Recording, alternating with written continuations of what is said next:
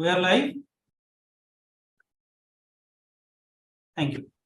Good evening, friends. I welcome to the live webinar on DPT3 and LLP forms, including new Excel functionaries as introduced by MCA. And we have with us prominent faculty from the CS fraternity, CS Devendra V. Deshpande ji. I take this opportunity to introduce our esteemed faculty for today. CS Devendra V. Deshpande is an immediate past president of ICSI 2022. CS Devendra V. Deshpande is a practicing company secretary since 2004 and having area of expertise in the fields of corporate law, foreign exchange laws, audit under Companies Act, company law, and allied laws. He is also secretarial auditor of various listed and unlisted entities. Also, he is into advisory for corporate restructuring. CS Devendra is a postgraduate in MCom from the Pune University and a fellow member of ICSI. Currently, he is a director on ICSI International ADR Center and also a chairman of ESG and Sustainability Board of ICSI. He has been the vice president for the year 2021 and president of the Institute of Company Secretaries of India in the year 2022. He has delivered sessions and lectures at more than 100 various national and international seminars and webinars. He has been a jury member of awards for many organizations, which includes International Corporate Governance Network and Bengal Chamber of Commerce. He has been a guide and lecturer at Crime Investigation Department, Economic Offense Wing for training of the officers. I'm sure that with today's deliberations on the topic of DPT3 and LLP forms Excel utility, with the practicality which CS Devendra ji brings to the table, definitely we all will enrich ourselves with the existing knowledge what we have at the start of this webinar. And I'm sure with the deliberations happening in this live webinar, we would be having a different understanding on these subjects. So I welcome you, Devendra ji, for this live webinar on behalf of ICSI and request you to please take over the session. Thank you very much, Pawan, for that formal introduction. Thanks a lot. And I feel delighted. Am I audible? Yeah. So I feel delighted to be back on the webinar of our institute. And actually, I remember myself giving same session in 2019 when I was a Central Council member. And there was one session which was planned by CCGRT in Mumbai at that time. And me and Praveen Soni delivered a session on DPT3 and MSME in May 2019. At that time, all these forms were new. The situation was in version 2 of Ministry website. And it was a different ballgame altogether. And today I have been asked to again deliver a session on this particular point of DPT3 in a very difficult and different circumstances, because you all must be aware that we are facing few difficulties with version 3 of Ministry of Corporate Affairs website and working on that. So before we start into this particular technical topic of deposits, let me tell you that whatever views I am putting in today, they are my personal views and professional views. They are not the views of the institute. I am not giving my views as immediate past president also. So these are the disclaimers which I need to give it to you before I start discussing few of the points, because I had a few experiences last time that as a CCM I delivered a session and there were questions that whether this is the view of the institute. So let me clarify before we go ahead. In respect of this MCA version 3, let me tell you that our institute is on a very regular basis interacting with LTI and Ministry of Corporate Affairs and the top people in the Ministry of Corporate Affairs, including the secretary. So Secretary MCA has continuously kept us on toes when it comes to what are the issues which are faced by the professionals, what are the issues which are faced by the corporates.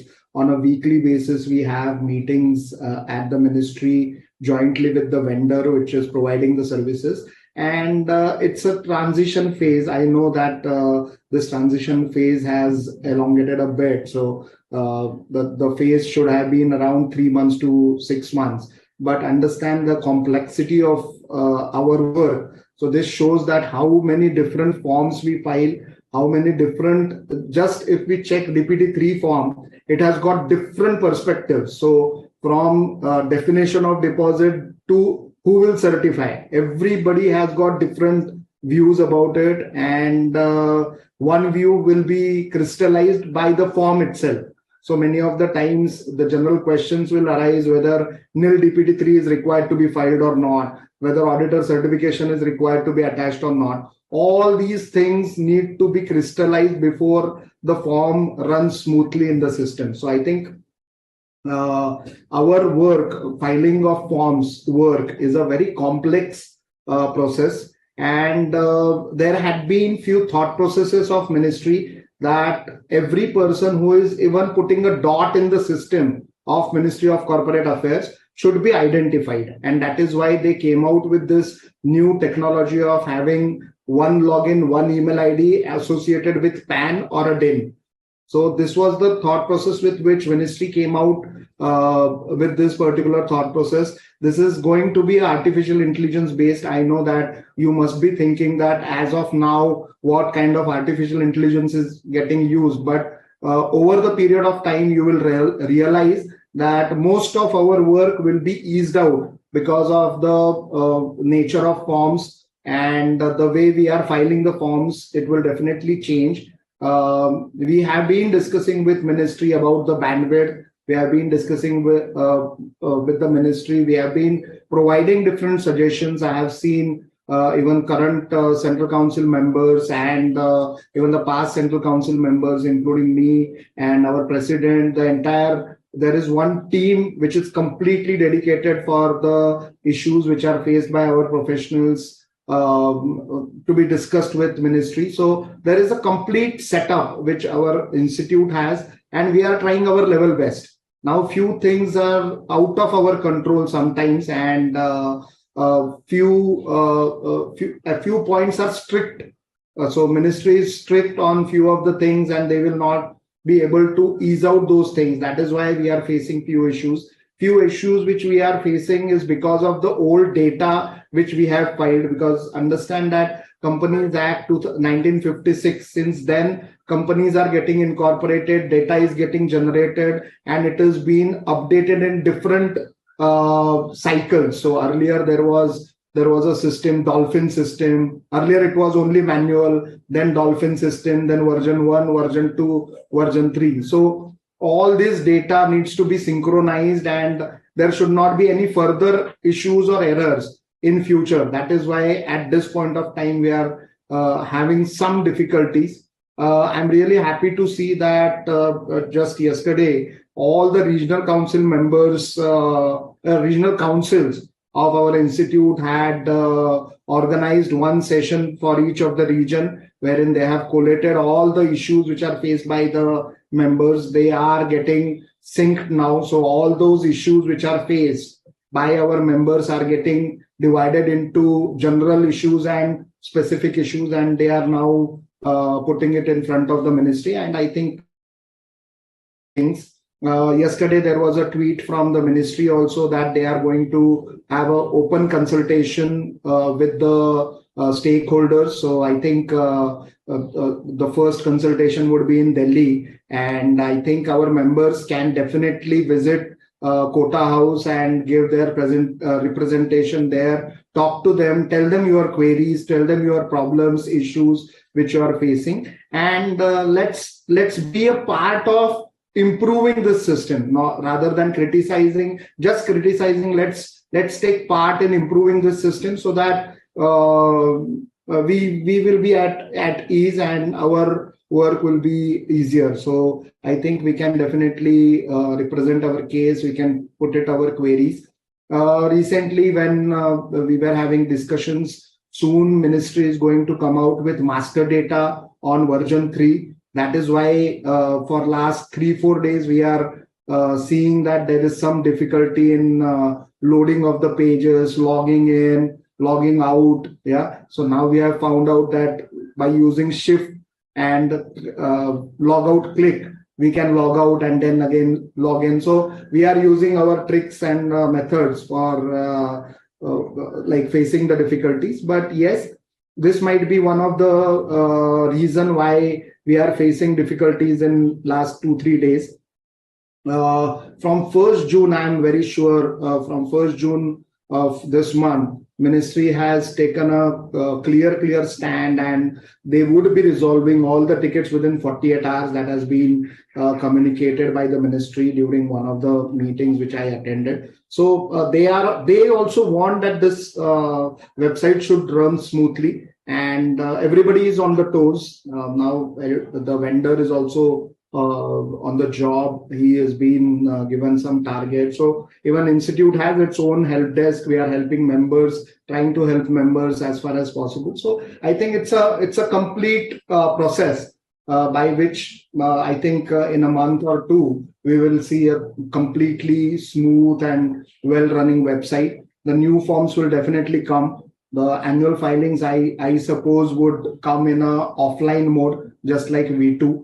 Because filing of these forms will be difficult in the current system wherein the web forms are used, but they are going to come out with few utilities so that those utilities can be merged with this V3 and the filing will go ahead. So I think that is one good thing which is good for all the corporates and all the company secretaries. So this is some background which I had by virtue of few meetings, by virtue of some deliberations, discussions with members and few regulators. I got to know all these things. So I just wanted to pass it on to all the members so that we don't need to panic. Don't hit the panic button. I understand that everybody is having issues while handling their clients, handling the difficulties and technical difficulties, which we are not the expert in, but I remember myself in 2006 when I did not know ABCD of digital signature, and nowadays I use digital signature like a pen and a paper.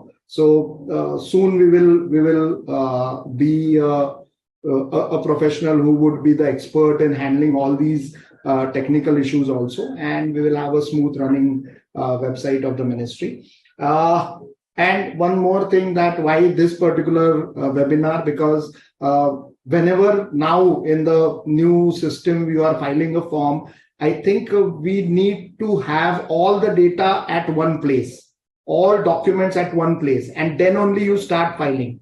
So earlier what we used to do is download a PDF file, keep on filling up some data, whatever is available, keep it ready. And whenever the entire data comes, we used to do it like patchwork and we used to upload. Now in this new system, I think there are different pages in which you need to file the form in one stroke. If you file the form in one stroke, it is very, very easy. We have also represented ourselves that there have been few issues in downloading those PDF files. The PDF generation errors also have been informed to the ministry. The digital signature verification failed errors have also been informed to the ministry. Few suggestions have been given by the institute since 2022. Many of them have been implemented. The professional staff login was one of the suggestion by our institute. The Excel utility Form 3 and Form 11 for large partnership firms, for large LLPs, was suggested by our institute.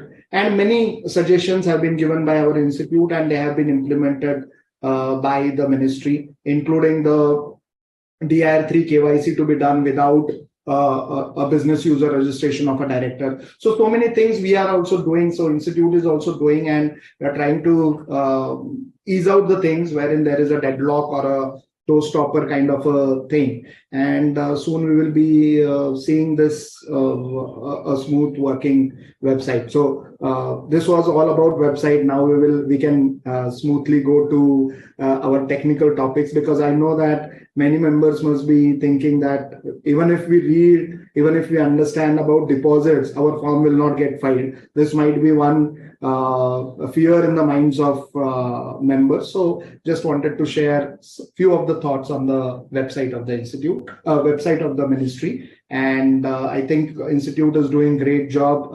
Like after January also, I'm seeing the newly elected council members, including Pawan, Manish, the vice president, Narsianji, working daily with the ministry people and even the vendors of the service providers, and telling them about the issues faced by the members. So I'm hopeful that the things will be positive pretty soon. So about deposits. So Pawanji, if you can share the screen.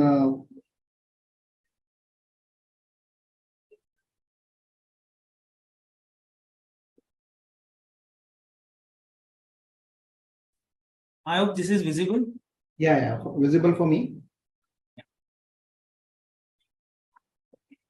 Yeah.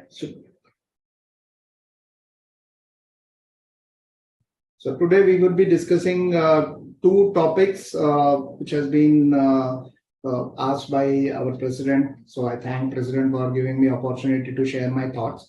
So first topic is about deposits and filing of DPT-3. And another topic is about the new Excel utility which has been introduced for the purpose of Form 3 and Form 11 of LLP. So these two topics we will be discussing. So first we will start with deposits. So deposits is one of the most important source of finance. So there are two types of, or actually there are three types of deposits which we come across. One is public deposit, one is exempted deposit, and third one is the deemed deposit. So we will discuss all these concepts in detail when we go through the entire presentation. But I am of the view that there would be hardly few like 5% companies which will not be dealing with the deposits, because for running of a business, company requires some funds, and those funds needs to be received from outsiders. So there are two sources of income. One of the funds, one is internal accruals, which is coming out of the profits earned by the company, and one is outsiders. So from banks, outside directors, maybe loan from directors, some government grants and subsidies from some foreign sources as in ECB or investment. So different types of sources are there. And I think the deposits are most important source of finance, because every company, I'm just saying that hardly 5% of the companies would be having no public deposit, no exempted deposits, and no deemed deposits. So there will be some one or two instances wherein there will not be any outside finance which is required by the company if the company is really doing its business. So I think deposits play a very, very important role when it comes to compliances and running of a company. And I think we have been on the top of this deposits and the rules associated there too since 1975.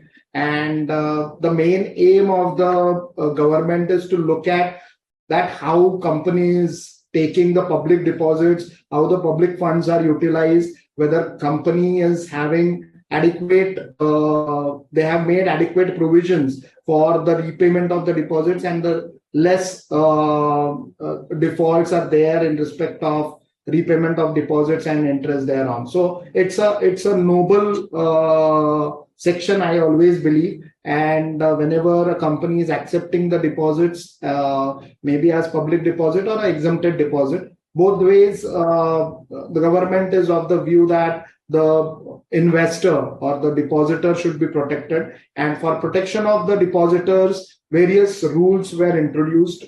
May it be credit rating, taking credit rating, keeping liquid assets, appointing deposit trustees. And earlier there was a requirement of having deposit insurance scheme also. So a lot of things have been actually introduced by the ministry for protection of the depositors, because as shareholders, it's a different ballgame altogether. Shareholders are owners of the company, and it's treated as the most risky capital.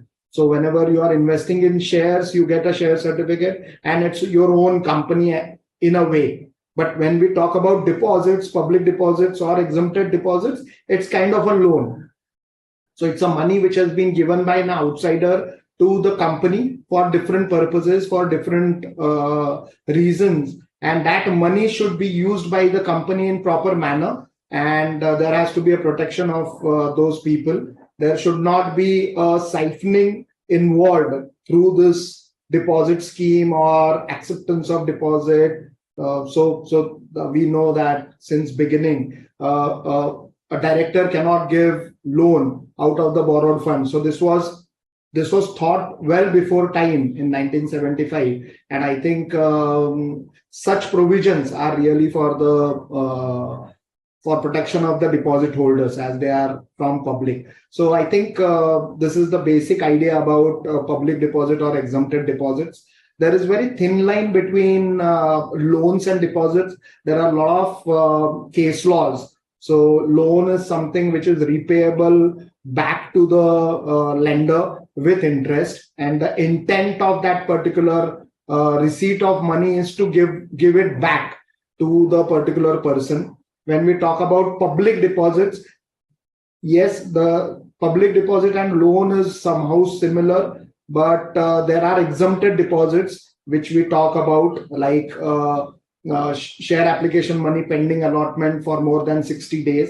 Then that is not actually have been received with an intent to return it back with interest. So there are a lot of different like cases decided by Supreme Court that there is a difference between loan and deposit. You can bifurcate deposit and loan whenever the facts of the case come in front of you. So I think we need to understand that every loan will be a deposit, but every deposit may not be a loan. So we need to find out, whenever we are filing this DPT-3 return, we need to find out what are the loans, what are the liabilities, where these deposits will be shown in the balance sheet, and from where we are extracting this data and put it in the DPT-3, and we are informing the government and in general public also about what are the amounts which have been received.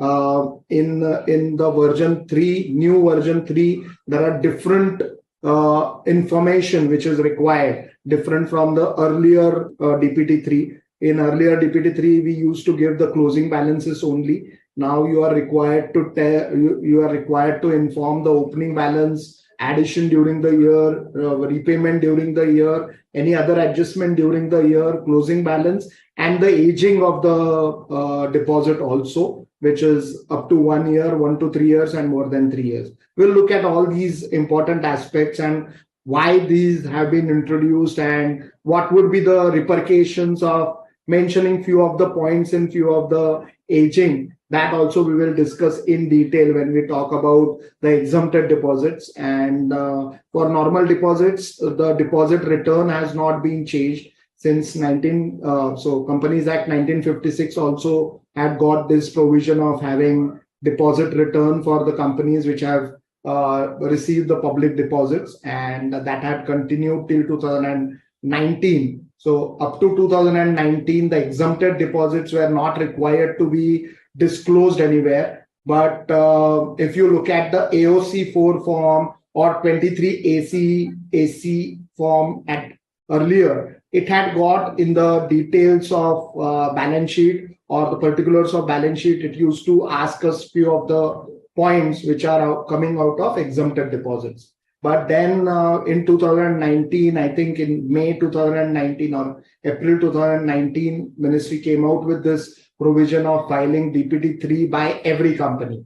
So this has created a vibe, this has become a buzzword. And since then, we have been working on DPT-3. So earlier, only few companies were required to file this form. Now the majority companies are filing this particular DPT-3. Whether nil return is required or not, that we will discuss later on. Okay, so there are three types of deposits which we discussed earlier. Deposits is public deposit, so any money which has been received by the company, eligible company. So eligible company has been defined, and eligible company is company having net worth of not less than 100 crores or a turnover of not less than 500 crores. So these are public companies having these thresholds. So they can accept deposits from public also. They can accept deposits from their members also. And other than eligible companies can accept deposits from their members. There might be public company, there might be private company. So eligible companies are public companies having net worth of not less than 100 crores or a turnover of not less than 500 crores. They are allowed to accept public deposits. Any other public limited company or a private limited company is not allowed to accept public deposits. So they are the companies which can accept the deposits from their members. So private company or a public company can accept deposits from their members. So there are two important aspects when we talk about deposits. Deposit has got two points. One is public deposits and deposits accepted from the members. So this is all about deposits. Now, when we come to exempted deposits, so exempted deposits, as we all are aware that there is a definition of deposits in acceptance of deposit rules, which were there 1975 earlier Companies Act. Similar provisions have been continued, even though there are few changes, but similar definition has been imported in the new act, and the new act also gives you a negative list. So any amount received from the following will not be treated as deposits. So all these amounts will be treated as exempted deposits. And there is one more concept which has evolved due to the changes made in the definition of deposits, that is deemed deposit. So when the amount was received, it was not a deposit, but due to lapse of time, it has become deposit. And what are the provisions which are applicable to deemed deposits? It's not very clear, but we will discuss when we talk about those different kinds of deposits, the amounts received, but they were initially not deposits. Slowly, due to some contingencies or some event happening, it has become a deposit, and now they should be treated as deposits. So how to deal with that? So three different types of deposits we will be discussing. Then exempted deposits can be accepted by any company other than those exempted deposits which are related to Nidhi companies or chit fund companies. All those can be accepted by only those companies. But otherwise, say for example, loan from director can be accepted by any company. It may be private, public, or eligible company or anything. So that can be accepted. That cannot be treated as a restriction on that particular company. So exempted deposits can be accepted by any company. Eligible company can accept public deposits or they can accept deposit from members. Other than eligible companies can accept deposit only from their members, or they can accept the exempted deposit. So this is the entire crux of deposits. So there are general rules which are applicable for public deposits or the deposits which are received. So now we will be discussing about 3 points. One is the public deposits, another is deposits received from members, and third would be exempted deposits. So these general rules are applicable to two deposits, public deposits and deposits accepted from the members. So general rule says that you can accept deposits from your members, or you can accept public deposit for a period of 6 months to maximum 36 months. And that is the maximum time for which you can accept the deposits. It can be renewed definitely for a further period of 36 months. So there is no problem in renewal. And in few of the cases, with few exceptions, you can also have a short-term deposit, which is less than 6 months, but it should be more than 3 months. And there has to be a few conditions which are required to be fulfilled, that the amount should not exceed 10% of the paid up capital plus free reserves. So this 6 months to 36 months is applicable for public deposits, and also the deposits received from the members. Next one is joint holders. So in deposits, you can have maximum 3 joint holders. So now the question arises when a company receives money from a partnership firm, and partnership firm has got, say, 15 people, or sometimes the money is received from a HUF, and they want that all the co-partners as well as Karta should be named in the list of deposit holders, or the partner should be named as joint holders. Sometimes we also tell our clients that if all the partners of a partnership firm are directors, we can accept the deposit. We can accept money from that partnership firm, and that can be treated as an exempted deposit.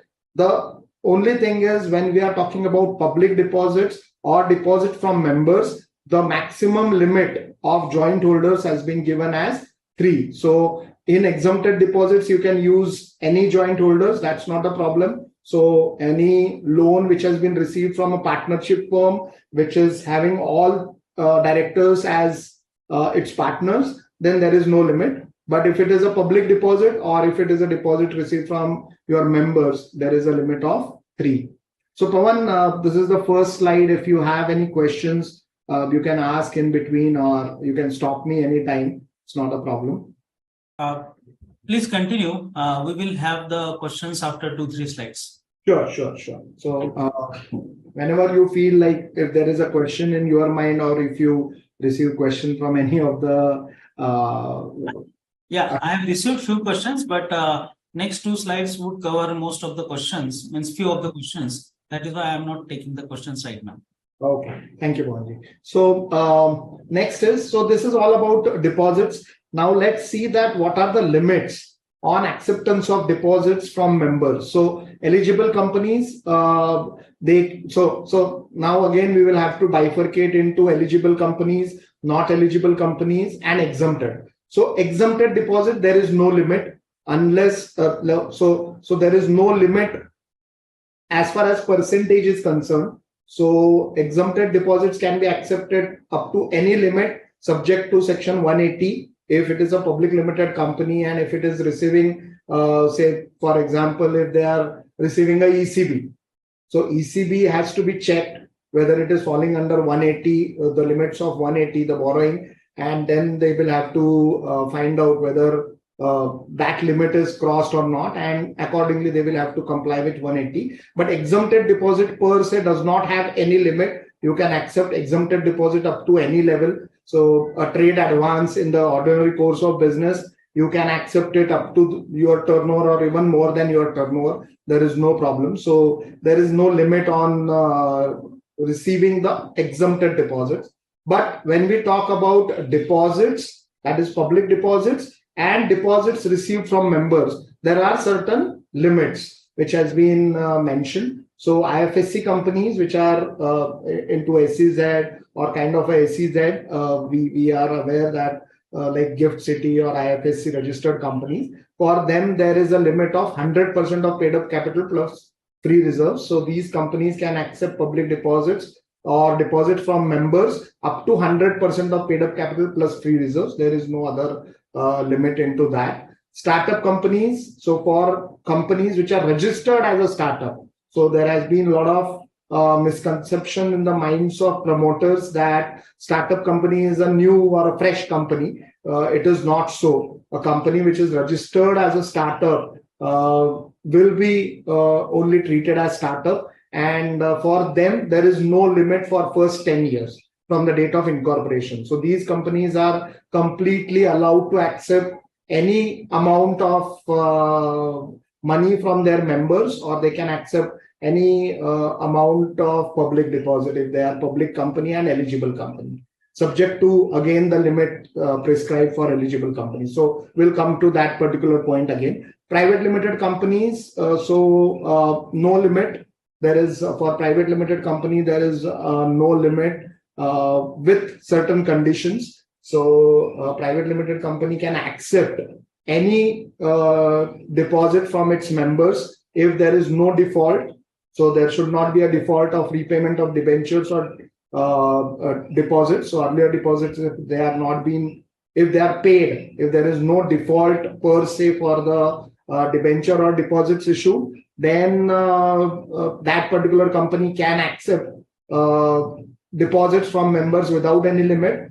That company should not be an associate company or a holding company. So it should not have any associate company. So it should not be controlled by any other company. So it should not be an associate company of any other company, or it should not have a holding company. On this, if both these criteria are fulfilled, and the total borrowing of that particular private limited company is not more than 50 crores or twice of the paid up capital plus free reserve. So if all these three conditions are fulfilled, all these three conditions are fulfilled, then private limited companies can accept deposits from its members without any particular limit. So there is no limit on paid up capital plus free reserves for private limited companies which are not in default, which is not an associate company of any other company, and which does not have a holding company, and the borrowing is less than 50 crores or twice of the paid up capital plus free reserve, whichever is less. So if my capital is 1 lakh, if my the free reserves is 2 lakhs, then it is maximum 3 lakhs. So into 2, maximum 6 lakhs. So my existing borrowing should not be more than 6 lakhs to receive the unlimited deposits from the members. So understand that amount received from the members of a private limited company or a public limited company is not an exempted deposit.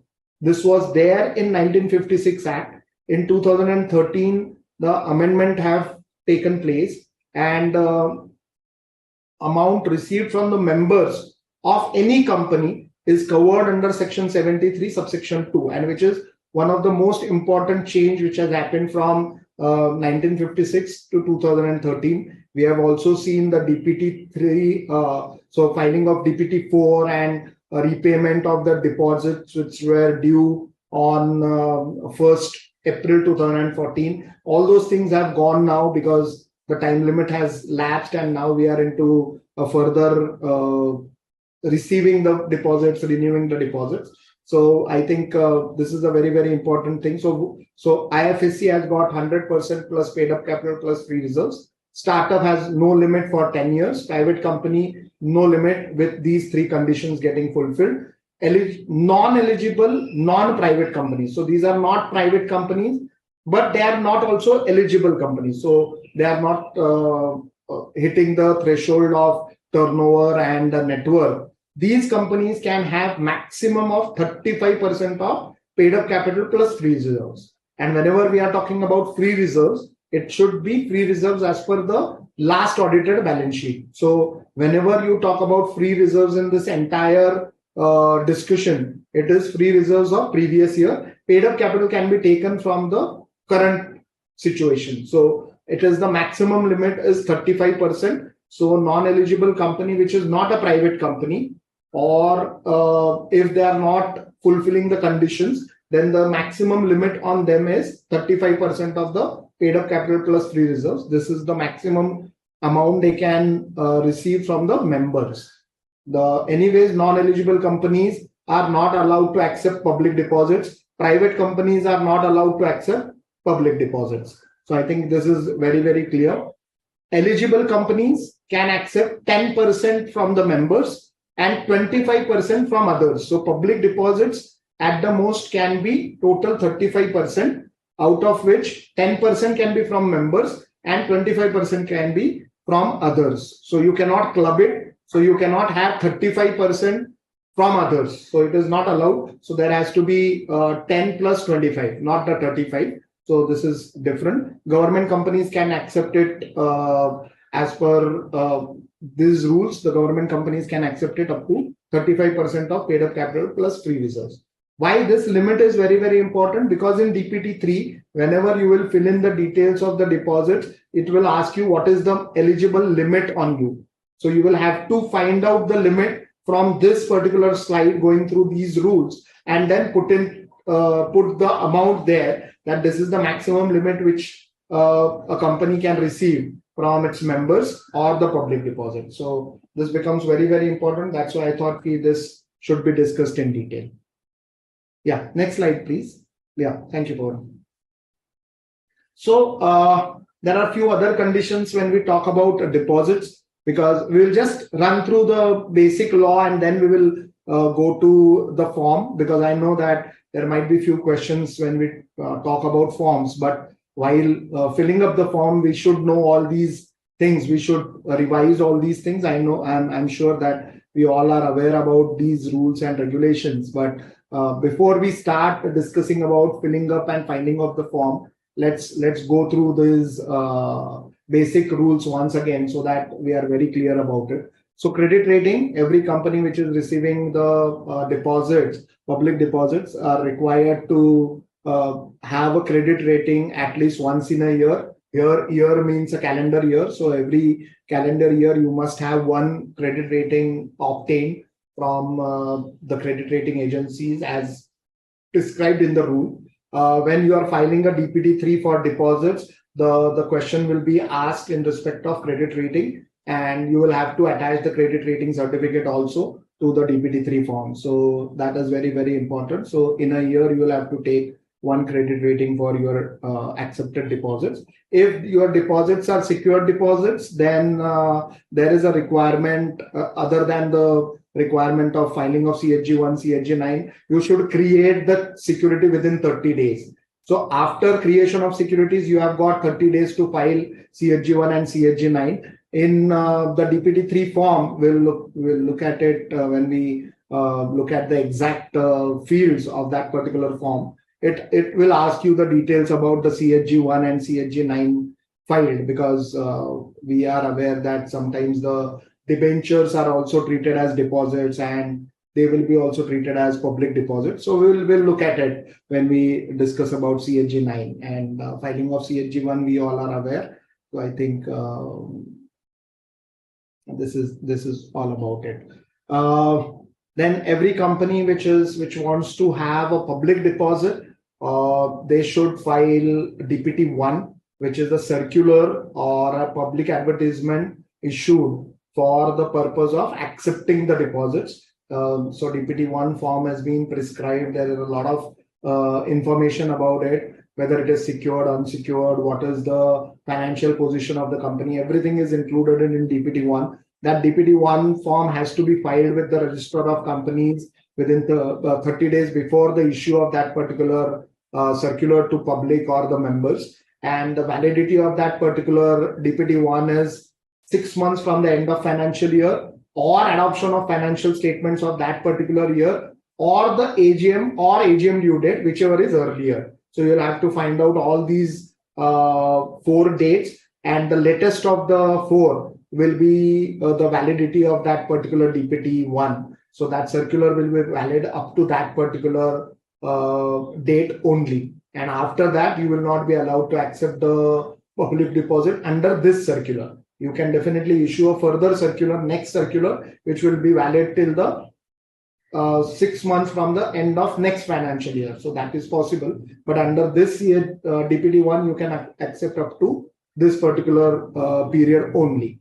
And that date has to be prescribed and mentioned in the DPT3 form, which we are going to file. There is again one condition on the companies that they should deposit 20% of the deposits maturing during next year in a scheduled bank, the separate bank account, before 30th April. So there is a requirement of opening a separate bank account. We are aware about opening a separate bank account because in deposits, in CSR, in dividend, we are opening such separate bank accounts. These accounts are called as deposit repayment reserve accounts, and they should be used only for the purpose of repayment of deposits and not for any other purposes. So, and this is the mandatory requirement. Earlier, the percentage were 15. Now the percentage have been increased to 20%. So the details of this liquid asset. So these are called as liquid assets. In section, it has been mentioned in a separate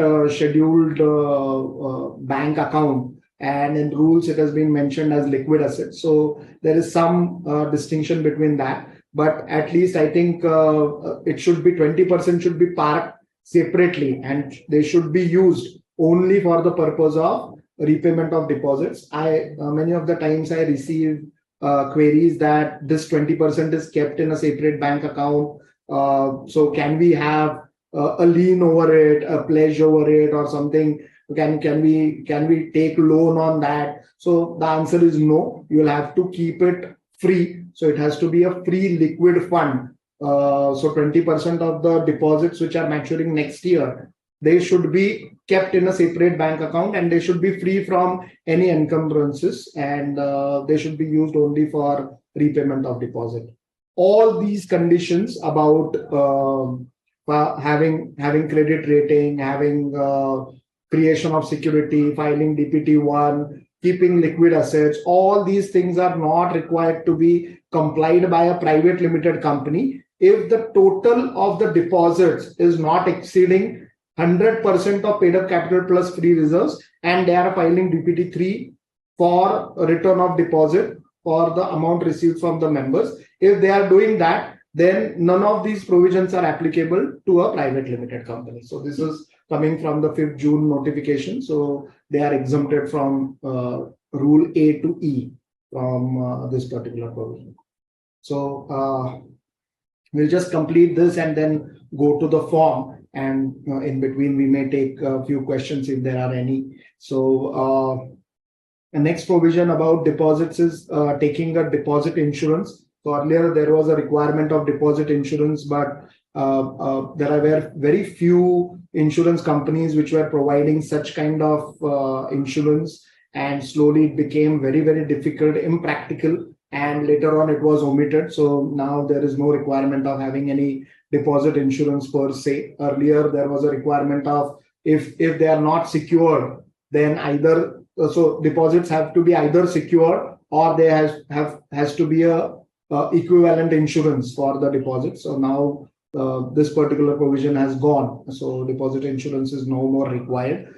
Security. So security is required to be provided for secured deposits. There can be unsecured deposits, and you can accept unsecured deposits based on your the public deposit circular. So you should, in the circular, you should mention that it is an unsecured deposit, public deposit, and the security cannot be created on the intangible assets. So a brand, we have seen that some of the brands in past have been valued at 500 crores and the security was created. So for just closing down those kind of things, the intangible assets cannot be used as a security for securing the repayment of the deposit. So the rules are very, very clear about these particular points. Appointment of deposit trustees. If the deposits are secured once, then there is a requirement of appointment of deposit trustee. The trust deed of deposits has been specifically in form DPT-2. You can execute it, and that is possible. The meeting of deposit holders can be convened by the trustee if it is requisitioned by by not less than 1/10 of the deposit holders, or if there is a event of default. So these are the basic provisions about the deposits. And once we understand, once we know, once we are very clear about all these things, then filing a form is just a formality, and we can fill it up and file it in a very smooth manner. So Pawanji, if there are any questions, we can take it up. Devendraji, we have a few questions, but about the applicability and all those questions, you have already taken all those issues. Okay. Various questions are there regarding how to treat, how to give the treatment in DPT-3 forms, various fields. Okay. So once this DPT-3 form is over, we will take over the questions, if not answered. Sure. So if there are no questions, there can be two possibilities. I will take a positive one and we'll take it forward. So this is all about deposits. Now, most pertinent question which is asked by many of our members also. As a president also, I have received this question in open house session also, that the annual filing or the balance sheet gets closed in September of any financial year, and DPT-3 is required to be filed before that. So in June you'll have to file the DPT-3. So let me tell you that the return of deposits was there since 1975. It was required to be filed with Register of Companies and also with the Reserve Bank of India if the company is accepting the deposits before 30th June. So that 30th June has remained like a 30th June since beginning. And it is very good that the government gets the data of all these public deposits on a particular date. because the requirement of creating liquid assets, everything is on 30th of April. So I think it is not difficult to file DPT3 before June. But then when it was only in respect of deposits, it was very, very easy because you were aware that how much public deposits you have and how much you have repaid and what is the balance at the end. But so understand that this particular provision came in 2019, that for exempted deposits also you are required to file DPT3. So now, yes, in 2019, when Ranjit ji was a president, when in 2020 also when Ashish Garg was president, and 21 when Nagendra ji was president, we all have discussed this particular difficulty that because exempted deposit came in 2019. So we discussed all these things informally with the ministry, and maybe soon we will be seeing the change of date, and at least formal representation we will have to file with the ministry for change of date, because at least for the exempted deposit, I think it should be September. It would be easier for company secretaries or easier for professionals to file DPT3 when you have audited results in hand.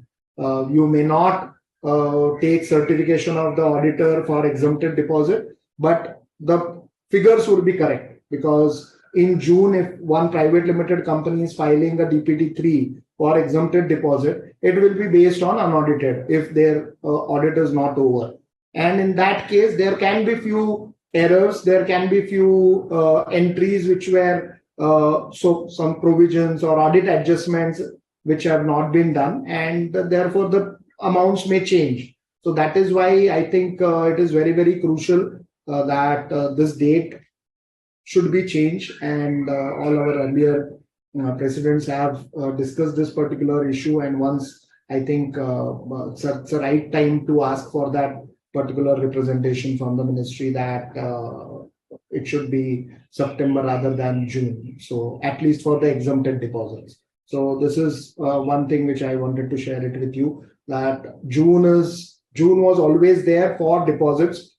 They have just added one proviso that for exempted deposits also you use DPT3. That is why the requirement has become June.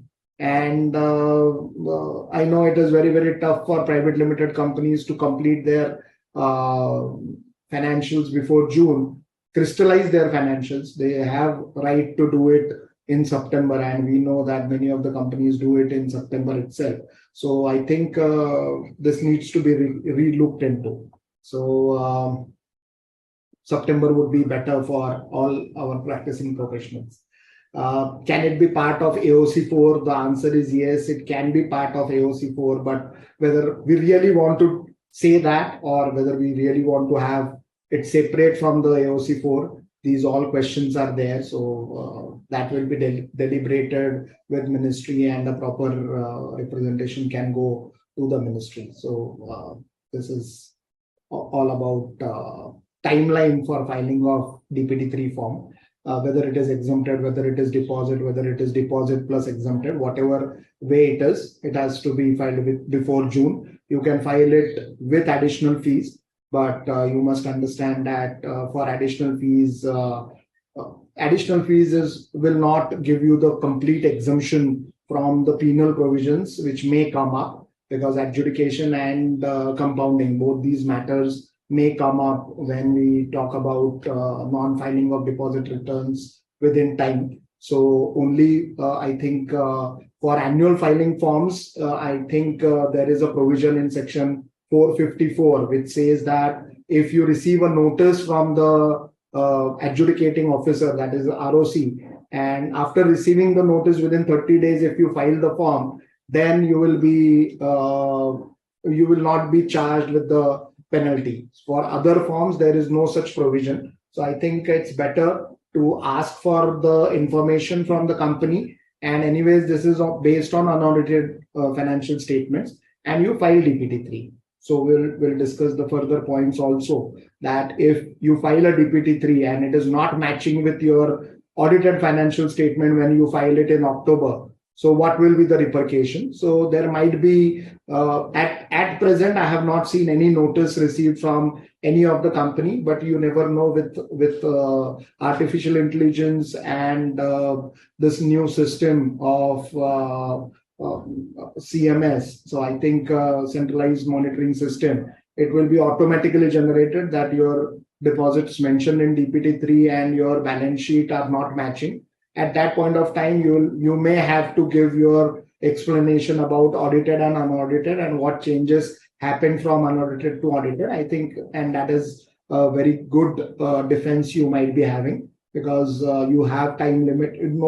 One provision cannot ask you to complete your audit before June, because you are allowed to do it before September. So I think that's a very good defense for all the companies when it comes to fighting that particular or facing that particular show cause notice. So I think we all professionals can handle these particular issues very well. V3, we have discussed a lot about V3 and how you can file DPT3. You can file it through director's login. You can file it through professional's login. That includes a statutory auditor's login. So any DPT3, even if it is certified by a statutory auditor, can be filed through a company secretary. That DPT3 can be filed through a director or anywhere. So we should not shy away from filing it through our login, even though it is not required to have a certification of company secretary. But for company secretaries, they can use their own login. The difficulties for getting OTPs and all that, it is getting discussed and how to solve that. Earlier, the rule was after every 60 days, that password used to lapse and it was reset automatically. That was a strict requirement. But after understanding the difficulties of members and professionals to get the OTPs from the directors and keeping that account live, I think that 60 days is no more, as of now, it is no more in existence. So a login ID created, a password saved, and if the OTP is entered on a particular system, on a particular browser, then it will remain in that system forever unless the password is changed. So I think you can use your ID for filing of DPT3 also. That is more easier for the professional. So we can use our user ID. So you will not be caught if there is a wrong information because you have not certified it. You have helped the clients to file that particular form. Again, the certification is of the director or the statutory auditor, as the case may be. Exemption to file DPT3. So these 4 companies are not required to file DPT3. Government companies are not required to file DPT3. Banking company, if it is a company under banking regulation, is not required to file DPT3. NBFC companies are not required to file DPT3, and housing development companies are not required to file DPT3. Other than them, OPCs, Section 8 companies, private, public companies, all are required to file DPT3. I am of the view that even a nil DPT3 is required because the form allows you to accept 0. And now it is not about only outstanding amount. It is all about opening, addition, deletion, and adjustment during the year, closing and aging. So all these things, there are different information which is required in DPT3. So I am of the view that even a nil DPT3 is required to be filed, even though in one of the webinars in 2019, one of the government officials had definitely said that nil DPT3 is not required to be filed. But I think I am of the view that as a good governance and as the best practice, we should file even the nil DPT3. So that is what my view is, even though it is not an official view. But we must make sure that our companies do file, because there will be hardly few companies which have no deposit, no exempted deposits or no deemed deposits. So I think we should file nil DPT3. Then the return of deposit has got 4 points actually. One is the deposits, another is exempted deposits, third one is deposits plus exempted deposit, and fourth one, which is now not much relevant, is the one-time return. So one-time return was required to be filed only in 2019, giving the details of deposits accepted from 2014 to 2019. Next one is whether auditor, Pawan, the last slide. Yeah, so whether the auditor certification is required. This is a very, very crucial and important point which was discussed, and this has undergone a lot of change. So when the DPT3 actually came for exempted deposits, so at that point of time, auditor certificate was not required, because the source for DPT3 of exempted deposit is in Rule 16.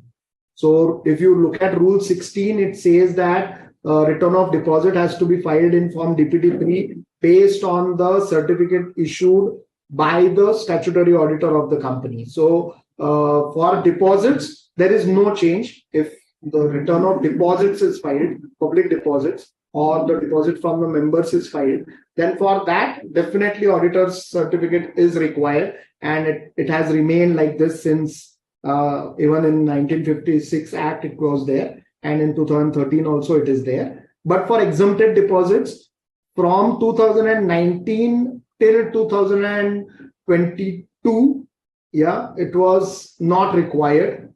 Then when we came into version 3, just because that particular point was coming from Rule 16, the changes were made in the form to have the compulsory certification of or statutory auditors, even if the return is for exempted deposits. Many of the companies have filed DPT3 with statutory auditor certification, but now since last maybe 2 months or so, 1 or 2 months or so, they have removed this particular provision. So now for 2023, there is no requirement of auditor certification if you are filing a exempted deposit return. So return for exempted deposits, auditor certification is not required.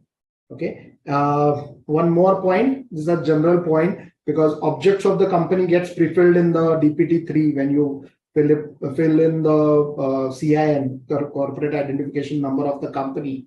The object clause gets pre-filled, and that is based on the NIC code, which is there in the CIN. So first 5 numbers, they give you hint about the NIC, and that gets pre-filled. Earlier, it was not editable, so people used to attach an explanatory letter saying that, okay, this is getting pre-filled, but our actual object is so-and-so. So you have 2 options. You can edit that main object and put the actual main objects in the DPT3. I don't think that after filing of DPT3, they will change your NIC code. I don't think so, but maybe in future, this might happen. That the correct NIC code may get captured from such forms. So as of now, it is not getting changed. The NIC code will only get changed if there is a change of object form which is being filed. So this is the general points in respect of DPT3. Yeah, next point.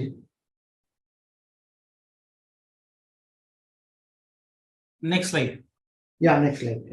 Yeah, it is appearing. Okay, yeah, thank you. So, so this is about general contents of DPT3, and now we start actually filling up the actual DPT3 form for the deposit. So first we'll look at what is the information you must have before filing of this deposit return. So this is a return of deposit, that is public deposit or the money received from the members as deposit under section 73 subsection 2. So eligible companies, non-eligible companies, both are required to file this particular return of deposits. So acceptance from public or not. So it will ask you whether you have accepted it from public or not. So not will include the deposits received from the members of the company. And for that, if you are receiving the amount from the members, then public advertisement and circular is not applicable, as we have seen that those rules from A to E are not applicable to private limited companies if you are receiving it from the members. So you will get that exemption, and you will not be actually doing a circular or a public advertisement, and you will be circulating it to the members only. So there is no requirement of this public advertisement and those details. So only for public deposits, you will fill in the details about the circular and public advertisement, and the validity date of that circular needs to be mentioned. So we have discussed that what is the validity. We'll have to find out all those 4 dates, and the earliest of the 4 will be captured in this particular form. So that is why that particular slide becomes important, that we should calculate those dates before starting to fill up this particular form. Net worth information should be based on the previous year, as you are aware that all these calculations are based on previous year's paid up capital plus free reserve. The percentage is also based on the previous year's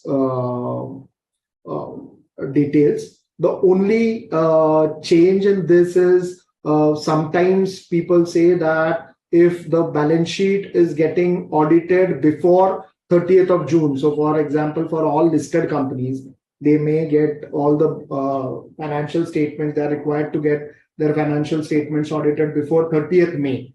So if they are getting it before 30th of May, they have the latest audited balance sheet as on 31st March of that year.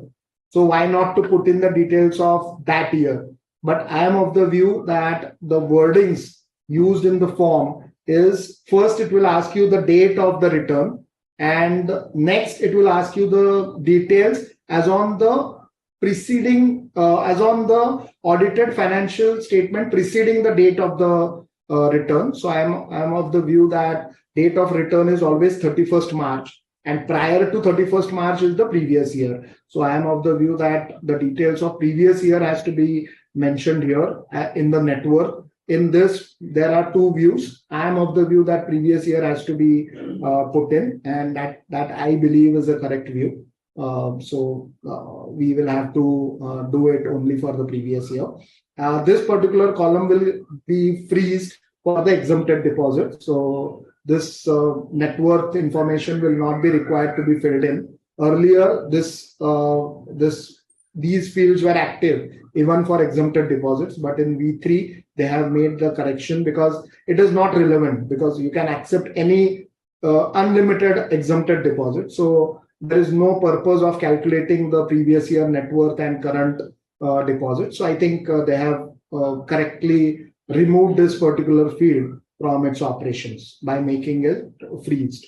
So you will find it that it will be gray in color, and you will not be able to fill in any details for exempted deposits.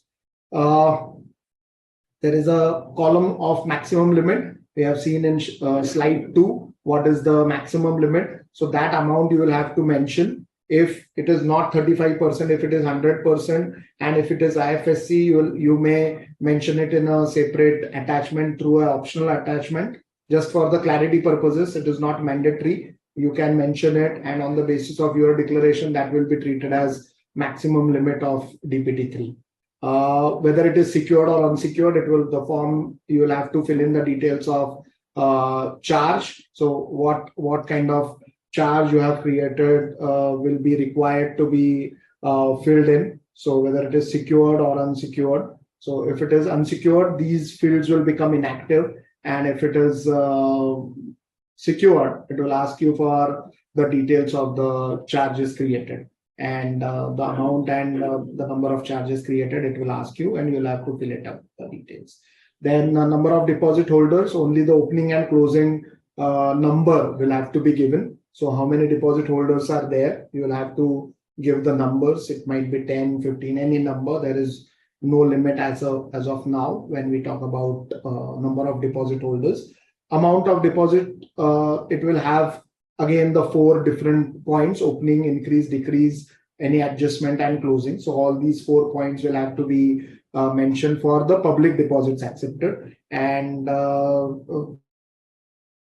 based on the financial statements which you have. This is for 31st March. Yes, liquid asset maintenance, that also needs to be given separately. So whatever kind of liquid assets you are maintaining, that should be given in detail. That should be more than 20% of the amount which will be maturing in the next year. So this liquid assets have to be clearly mentioned based on the financial statement. So if 100 rupees is the maturity amount for 23-24, then in 23 return, you will have to show minimum 20 rupees in your liquid assets, and those should be used only for the repayment of deposits. So this should match, and unless this match, if you file it without matching this, then you might face difficulties. Then unclaimed deposits. So few deposits which have matured, you have forwarded the checks, but they have not deposited, will be treated as unclaimed deposit. This will not be treated as default. Just like IPF, it is, we know about unclaimed dividend. Same way, there can be unclaimed deposits also, because in public deposits, you might be having a lot of public deposit holders, and their money may remain unclaimed because of non-availability of address or any other reasons. So that needs to be mentioned separately. And unpaid deposits. So they were due, but you have not paid. If there is any such circumstances, then this will be triggering the default. So I must tell you that this particular field needs to be filled in properly. We know that we usually say unclaimed and unpaid dividend, but here the unclaimed and unpaid both are completely different and having different repercussions altogether. So unpaid deposits, if you are putting in any figure, it will trigger a default, and that will be a problem for the company. So make sure that we fill up this particular point very carefully. Next one is CA certificate. For return of deposit, CA certificate is mandatory. So he should say that these figures have been audited. All these amounts which have been mentioned in DPT3 are audited figures. So he may not do a complete audit. So for companies accepting public deposit, it is not mandatory to close its financial statements before 30th of June. They can still go ahead and do it in September, but they are required to have a certificate from chartered accountant that these amounts, whatever have been mentioned in DPT3, are based on the audit which has been conducted, and they should be final. So there should not be a difference between return of deposit, public deposit, and the financial statement. So this is very, very crucial because it is based on audited certificate, and this certificate should be issued only by statutory auditors and not by any third-party chartered accountant. So there cannot be a difference. So this should be taken care of, and we should follow this particular point. Okay, so this is all about. So this is all about deposits, and I think not more than 5 to 10% of the companies would be filing the return of deposits. Majority chunk will be in the exempted deposit. So Pawan, if you have any questions, I'll just have a sip of water before that. Definitely. So I'll take the slide back because this is appearing right now. Shall I stop the sharing and then ask the questions? Anyways, as you. Few questions are relating to aging, which you are going to cover in the next slide. Yeah. Let's say how to report. How to report cash credit and OD facility in DPT3 format. Let's say CC limit is 10 lakhs and opening is 5, closing is 8. Yes. Okay. And should actual figure be mentioned, or we should write the difference in adjustment or repaid and addition? Yeah. So see, for bank loans, definitely we know that for normal term loans and other loans, we are aware that what is the addition of the loan, what is the repayment of the loan. So in that, the actual figures can go. But for CC, the CC account is something in which the funds will keep on coming and funds will keep on going. So you cannot say that, and it is open for others also to deposit the money. So you will receive your income in that CC account also. So I am of the view that only for the purpose of CC account, you need to, so the difference has to be calculated from closing minus opening will be the other adjustment. So don't mention it in addition or deletion. And for this particular, only for CC purposes, you can attach an explanatory note saying that, okay, this is opening, this is closing. There are a lot of entries in CC account and they have been like added in the adjustment column. And for OD? OD same. Okay. Same. Because see, your account will get debited, credited n number of times. And it should not happen. Like, see, this is artificial intelligence. Correct. So tomorrow it should not happen that your opening balance was 10 lakhs. Your addition during the year was 10 crores. Deduction during the year was 9 crores. Then it will trigger off other requirements, like whether you have taken approval for these many loans or CC. So it should not happen. So I am of the view that only for CC and OD, we need to have the adjustment column used. For others, we are very, very sure ECB, if we receive 10 crores ECB today, 20 crores during the year, 30 crores would be the limit. That's not a problem. But for CC and OD, there is a difficulty. Okay. For the same example, let's say OD and CC, how should we calculate the aging? Because again, the multiple loans might be there, like CC and OD. Yes. So, and there is only one field in the form. So let's say multiple loans from directors, 1 year old, 2 years old, and single particular of that field basically for the loan. So how should we determine the aging? See, Should we club different aging in a single row, or any clarification is to be attached? No, I am of the view that, see, for CC and OD, usually it is renewed every year.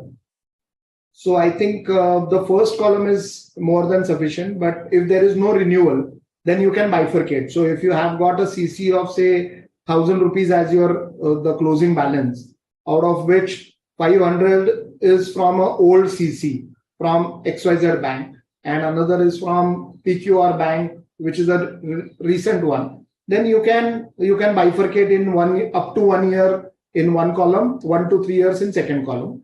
About directors also, it is clubbing of all the directors, not the dates. So dates you must know that which amount is pending at what time, and then you check that particular account itself and find out the date on which it was received. It might happen that during the year, n number of times you have repaid the loan to director and he has given it back with the declaration. So there might be n number of entries. If at any point of time your director's loan was 0, then aging will be from 1 year to up to 1 year. But if it was not less than 0 any time during the year, then it will be more than 1 year. So it means number of directors, let's say 5 directors, we have 1 year, 2 year, 3 years loans. Yes. So it could be 2 years. Yeah, you can club it. You can club all the directors. Okay. Based on the date of receipt. Okay. Few questions you have already covered, so I'm not asking. Like, let's say the partners of the LLP or the partners of the partnership firm, son of a director or relatives of a director. So I'm not taking those. You have already reverted to those questions. I think LLP you have not covered. LLP I have not covered. So let me cover that LLP point also. Yeah. I am of the view that it does not fall under the exempted deposit. Any amount received from a LLP will be treated as a deposit, and only the public companies will be, like eligible public companies will be allowed to have it from the LLPs. But if LLP is a member LLP can be a member in a private limited or a public limited company, then it can be treated as deposit from the members, and then it will not be treated as a public deposit. So LLP is a very delicate matter when it comes to receiving loan. So we'll have to be very careful about it. About partnership firm, we have already discussed, and HUF also we have discussed. Okay. In the previous DPT3 forms, the next questions, the professional sign was not mandatory. But now in the B3 portal, it is asking for the professional, that is a chartered accountant, mandatorily, even though it is a small company.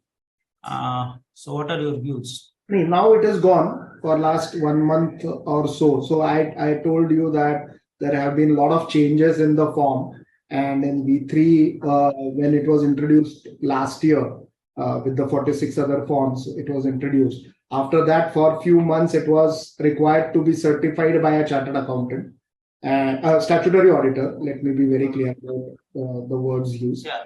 Statutory auditor. Now on, it is exempted deposit return is not required to be certified by anyone. It can be signed by director himself, and it can be filed.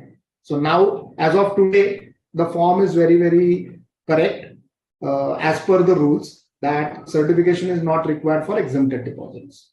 Okay. In few forms, even though it is there are no deposits, only the exempted deposits, still it is asking for the statutory auditor certificate. Okay.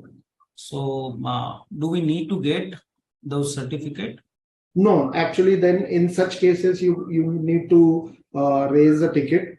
I know there has been a lot of hue and cry about raising of ticket, but now ministry themselves have committed that they will be resolving your ticket in 48 hours. There was some problem in receiving emails also. So it is wise that we raise the ticket and within 48 hours we check the status of the ticket. So this is what ministry has already committed to ICSI. Yes.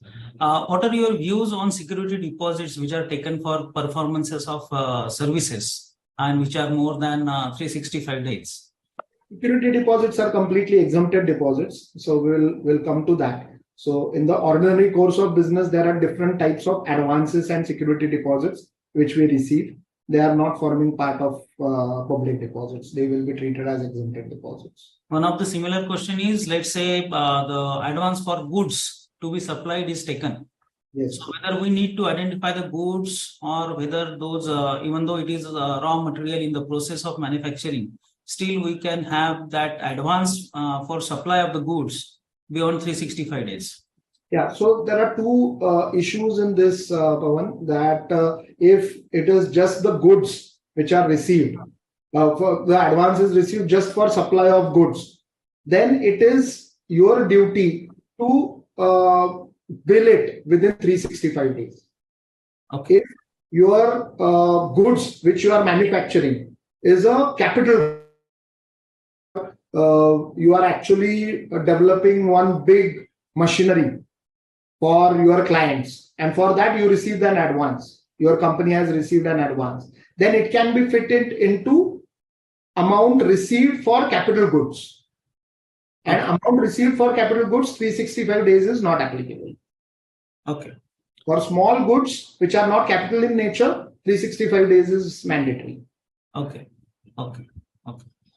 If the loan is taken during the year and repaid also during the year, means before the end of the financial year, how to report in DPT3?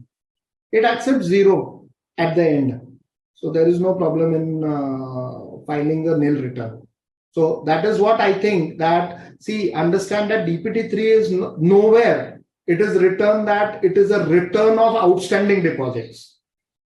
It is return of deposits, return of exempted deposits or transactions which are exempted. So when we talk about transactions, the balance may be zero at the end, but you may be required to report opening, addition, repayment, adjustment, and closing.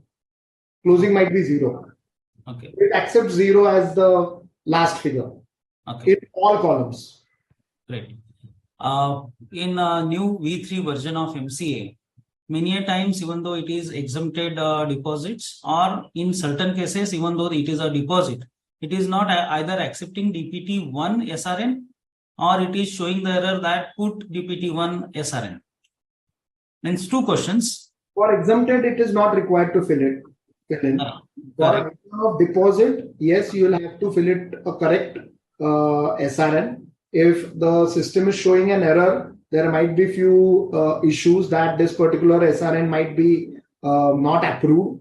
It is either rejected, not taken on record, or resubmission. So you'll have to check the status of that particular SRN.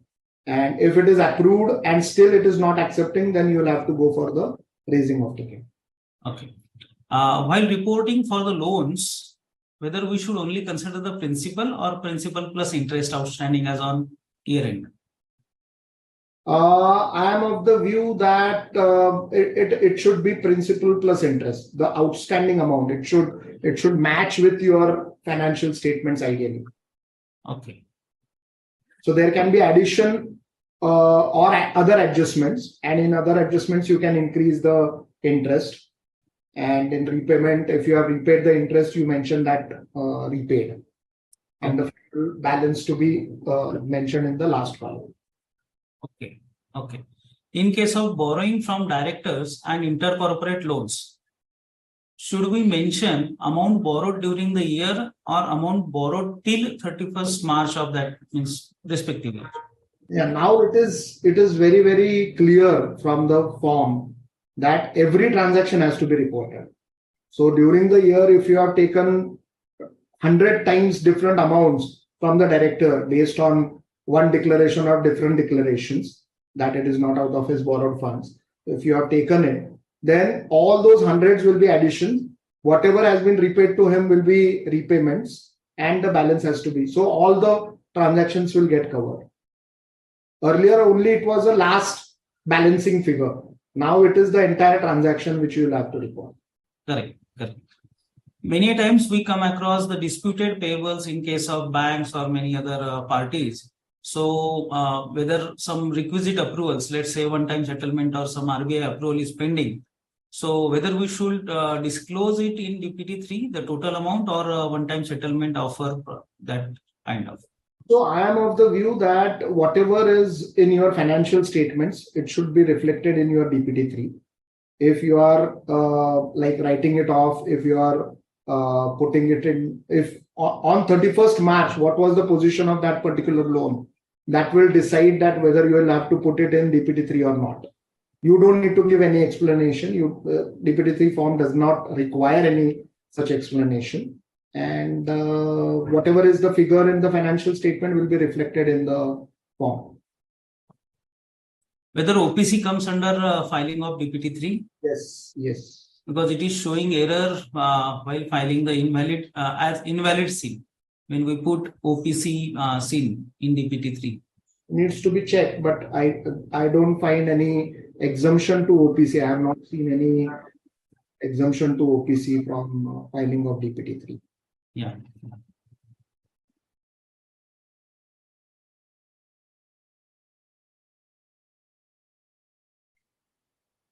If the draft financials and audited financial figures are different, what to do in those cases? Yeah, so that's what I told you, that in June you will be filing this return based on your unaudited financial statements. There can be audit adjustments, there can be provisions which are required as per auditing standards and other requirements. So your figures may change. That's not a problem. Few of the people are of the view that you need to file DPT3 again, but there is no such provision which is there. And I don't know whether you will be able to refile it or resubmit it. So like MC4 doesn't get resubmitted unless the earlier is like cancelled, but MGT7 gets refiled. But because there is a provision in respect of that, I don't find that DPT3 has got a provision of revision of the form. So whenever there is a query which may come to you, I have not seen any such notice so far. Since like 2013, I have not seen, or 2019 for that matter. So once it comes, then you can reply to why there is a difference between audited and unaudited. Okay. Okay. There are contrary views as regards the subsidy from central and state governments, whether it is required to be reported in DPT3 or not. Yes. What are your views? My views are a bit different in this. I always believe that if it's a revenue subsidy and you have already adjusted it in the P&L, then you don't need to report it in the return of deposit or exempted deposits. This is what my view is. And if it is a capital in nature and you are showing it as a liability, or if you are creating a reserve of subsidy and grant, in that case, you may be required to report it in the DPT3. Should we opine that if it is offered for income, and not repayable, then it is not a deposit. Correct. Correct. Many times, many corporates issue OCDs, optionally convertible debentures. So whether to report in this DPT3? Yeah. So see, optionally convertible debentures. So first of all, I'll just go to the next slide so that we will Okay. this will answer this particular question. Yeah. Open the next slide. Yeah. So I'll stop myself here. No, you can carry on. That's not a problem. Okay. I'm fine with it. Yeah. I just wanted to tell everyone that definition of deposits is a negative list definition. It says that of money by way of deposit or loan or any other form by the company, but does not include. So if you are allowed, if you are able to fit the amount received in any of the exemptions which are given in this definition, then it will be an exempted deposit. So for example, optionally convertible debentures per se will be a deposit. It will not be an exempted deposit. But if that money is received from any other company, then it will be an exempted deposit. So you should be able to fit that amount in any one of the criteria. Earlier, what used to happen when this DPT3 before 2019, we used to say it is the company has not accepted the deposits. But from 2019, you are required to tell that under what category you have exempted that particular amount from becoming a deposit. So I think this form has helped us in that manner. So optionally convertible debentures per se will be a deposit. But if it is received from a company or from a foreign party after complying the ECB guidelines, then it will be exempted deposit under that category. You are on mute, Pawanji. Sorry. It means we need to look into every transaction, whether it is falling within those exempted categories or not. Exactly. One similar question on the similar discussions, that loan from NBFC, which row we should mention that? If it is NBFC, you can go it into any other company. So I'll stop here. You please complete the rest of the DPT3. Then we have very many other questions. Sure. Just for your information, more than 32,000 members are attending this webinar. So I'm flooded with the questions. I'm trying my best to cover all of the points into that. Yeah, Thank you. please. Thanks to all the members for showing interest in this particular topic. Yeah, so return of exempted deposits, a new concept since 2019.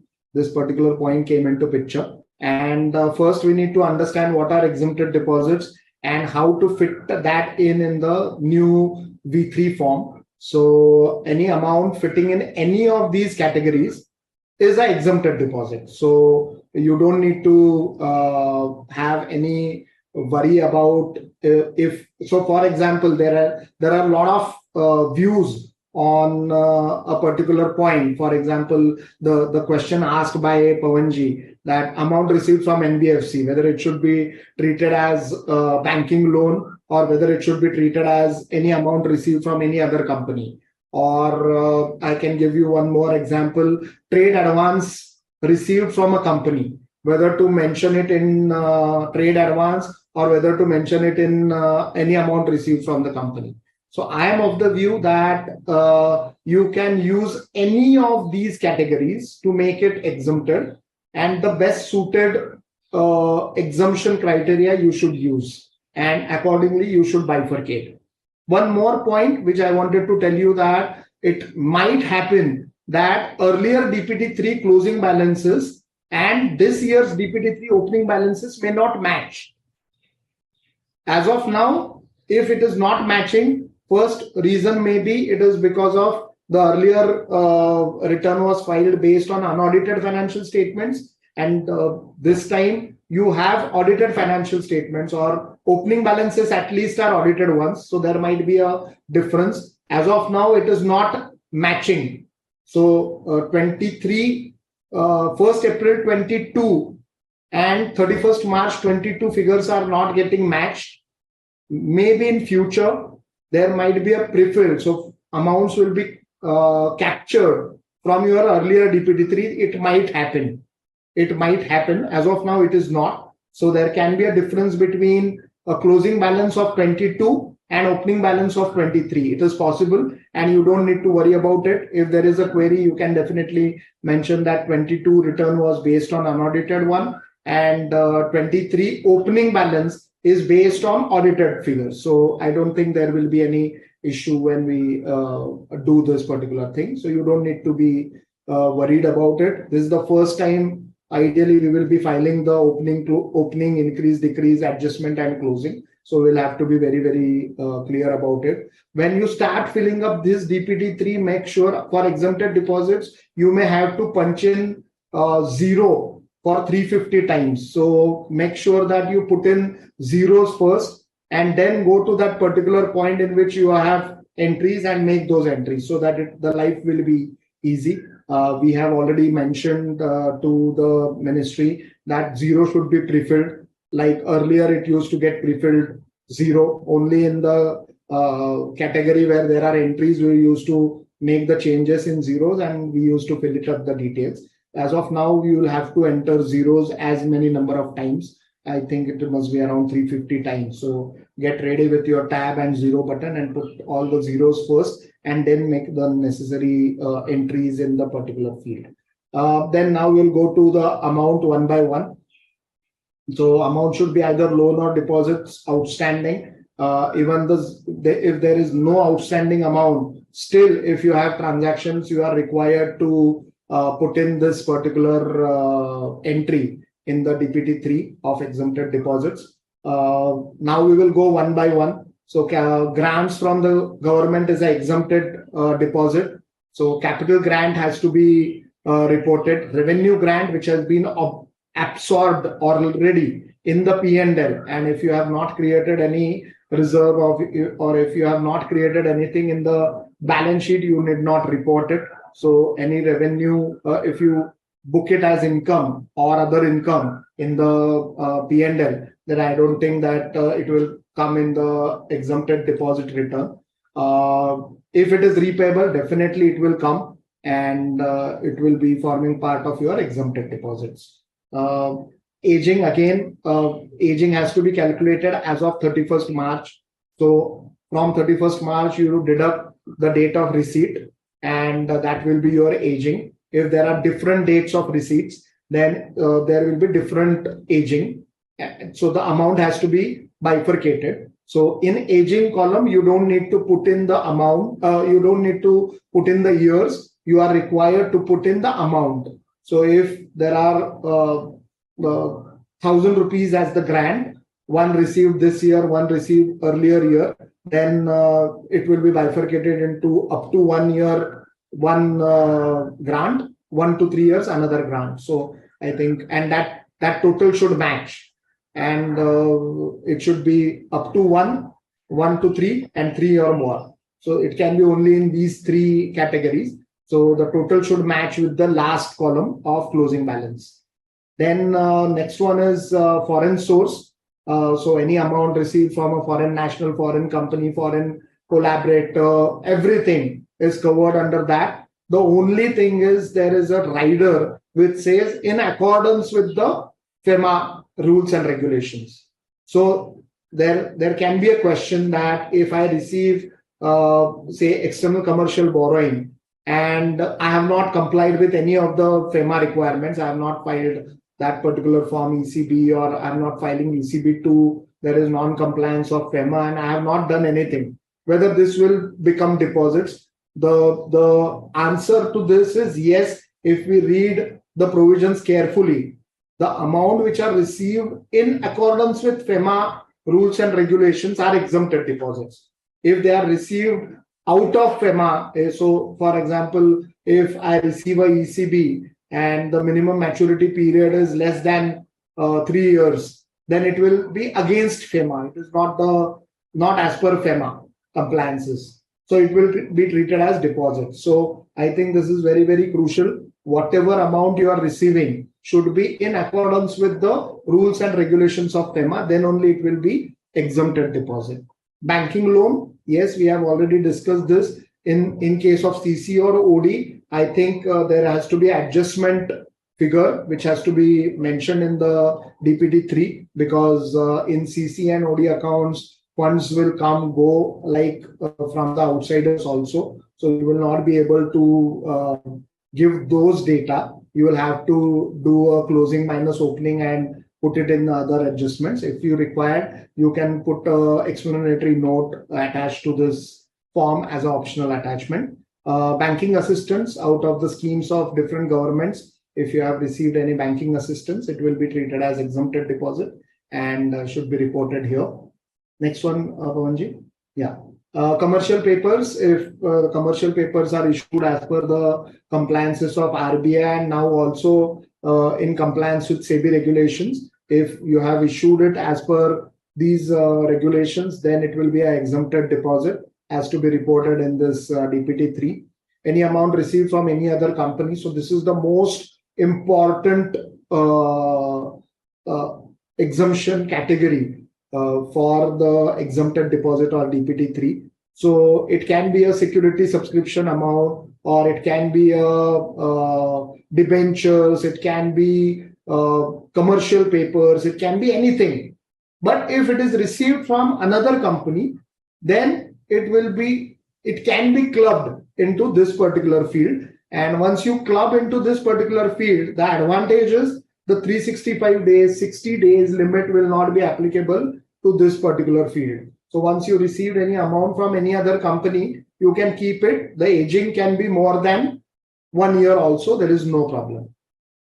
Okay. Then next category is security subscription amount, that is share application money. Just for general parlance, if we say that share application money received, not repaid back. So this will become a deposit on 76th day. So share subscription money, you can keep it for 60 days. After that, government has given you 15 days for repayment. If you don't repay within 15 days, so on 76th day, it will be deemed to be a deposit. So this is very, very crucial. In this, by mistake also, you should not put the aging as 1 year to 3 years or more than 3 years. So aging of share application money received should always be less than 1 year. Yeah, because if it is more than 75 days, it will be treated as deposits and you will be having issues. And the aging has to be calculated on the closing day.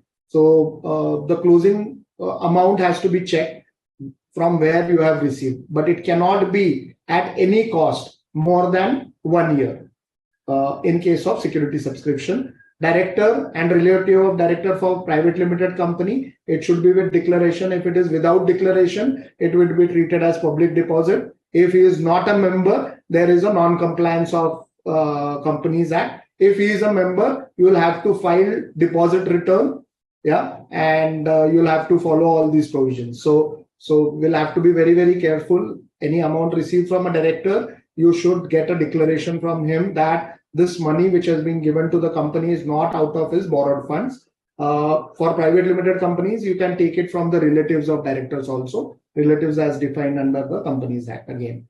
Debentures, as rightly asked by Pawanji, that only secured, convertible within 10 years and listed are treated as exempted deposits. So unsecured, redeemable or unlisted, all these are optionally convertible. So redeemable, possible redemption. So all next three, unsecured, redeemable and unlisted, are treated as deposits. But if you can fit them into any other criterias, like if you receive unsecured debentures or optionally convertible debentures from another company, then you can bifurcate into any amount received from other company, and it can be treated as, still it will be treated as exempted deposits. So this is very, very crucial, and we'll have to bifurcate it properly when it comes to this DPT3 filing. Annuals, also security deposit from employees up to maximum of annual salary. you can receive it, not more than that, but you can keep it for n number of years. So the aging can be even more than 3 years. There is no problem. So security deposit, you can continue from the employees. There is no issue in that. So, but the amount should not exceed the annual salary of that particular employee. Next point is non-interest bearing amount received in trust. So there has to be a documentary evidence to prove that it is non-interest bearing and amount is held in trust. So there has to be a trustee relationship which should be established from the documents. Then only you will be able to take the exemption of this particular provision. Next one is about trade advance. This is the most important point because earlier this trade advance was completely exempted deposit. There was no requirement of billing or repayment within a particular period. But now, after the introduction of 2013 Act, any amount which you receive from your customer as a trade advance for supply of goods or supply of services, then it has to be adjusted. So it either has to be billed or has to be refunded within a period of 365 days. If it is not repaid or not billed within 365 days, and if you keep on showing it as trade advance, then you will have to treat it as deposits. And then there will be a non-compliance of deposit rules, and it will be a problem for you. Now in opening, closing and aging, this will be very, very important point to mention, because if you show opening and no changes during the year and same amount as closing in trade advance, it will be clear that the trade advance is kept for more than 365 days and you may be having problem in this compliance of deposit sections. So this is very, very important. So aging is very, very important when it comes to trade advances for supply of goods and services. For long-term capital goods, this 365 days is not applicable. For immovable property, 365 days is not applicable. For security deposits, 365 days is not applicable. So 365 days is applicable for trade advance only for the purpose of goods or services, current services. For future services like warranties, we receive extended warranty schemes for cars and few other electronic items. So that should be as per the industry standards. So there is the 365 days is not applicable for future services warranty amount received from the customers. So trade advance 365 is only for goods and services which are not in capital nature, not in immovable property nature, which are not in security deposit nature, and which is not for future purposes. For that only 365 days is applicable. Promoter contribution as a condition of loan, if the promoter contribution is mandated by a bank document that this much is required to be brought in by the promoters, then that particular amount can be brought in as promoters contribution, and that can be continued as exempted deposit till the full repayment of the loan. So there is no problem in continuing that. In this also, aging is very, very important. You will have to mention, so aging should match with your loan. It should not be more than your loan amount. Then any amount received by Nidhi company, chit fund companies as per their schemes or accounts which are opened by them, collective investment schemes, startups, and a few registered funds like AIF and all. If they receive the funds after duly getting registered with their regulators, it will be treated as exempted deposits and it has to be reported separately. So most of the times you will find that all these things will be zero in a normal private limited company, but only 4 or 5 points will come out of the 350 zeros which you have put in. So you'll have to be very careful in filling up the details properly. And opening, addition, repayment, closing, we have discussed. Matching with the financial opening balances with last year DPT3, this also we have already discussed. That's it. So these were the points about DPT3. Any questions, Pawanji? Any further questions? Yes, we do have. Yes, please. Go ahead. Yeah. So in case the company has accepted the amount for providing services, this we have covered. Sorry.